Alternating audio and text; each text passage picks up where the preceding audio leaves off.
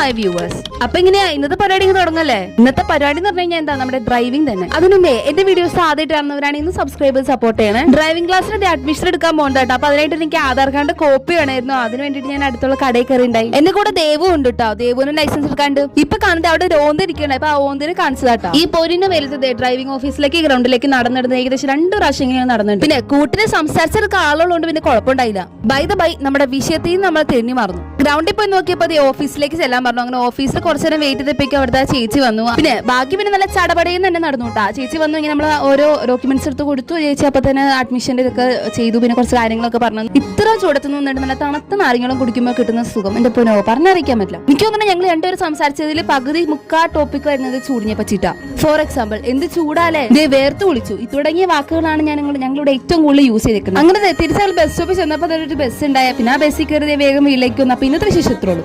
Next video വരുന്നവരെ bye bye.